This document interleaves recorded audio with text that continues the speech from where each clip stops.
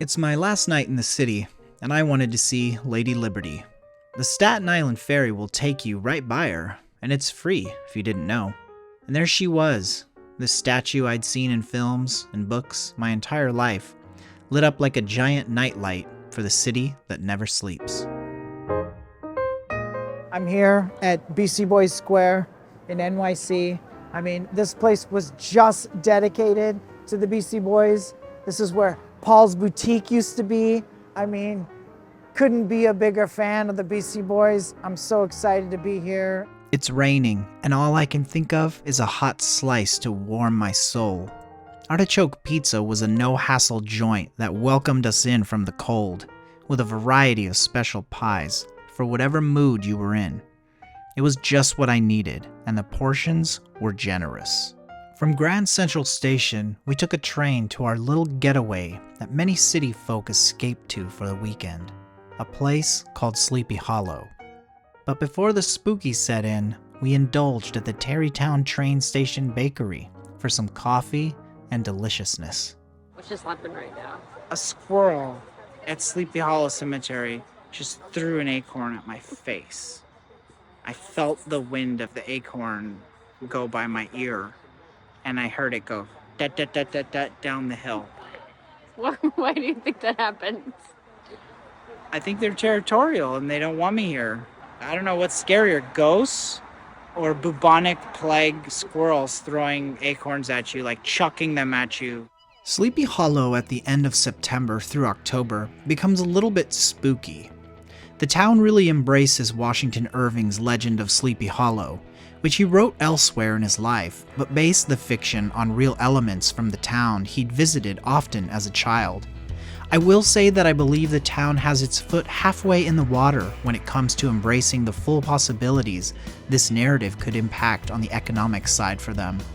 I'd really love to see it become a Halloween town year-round, but it's not my home, and ultimately, it's the town's decision how deep into the lore they want to go. Did you know that America fought for its very freedom within the town of Sleepy Hollow and Tarrytown? Only 4 years after the Declaration of Independence was signed, the traitor John Andre, in collusion with Benedict Arnold, sought to smuggle the plans to West Point to the British, which could have had catastrophic consequences for the newly formed America. In fact, when perched at the top of the cemetery in Sleepy Hollow, you can gaze towards New York City, just like the Americans did when they were looking out for the British.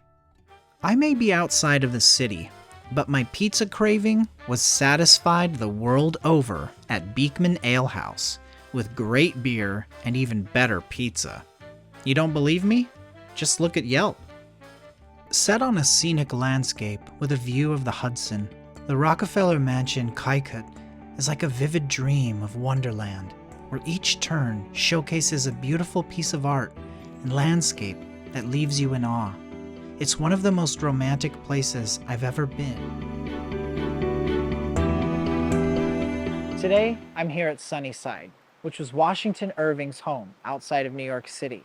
We're gonna take a look and see what inspired him. Once you step off the modern road and cross the babbling brook, walk across this bridge where Irving must have trotted his horse.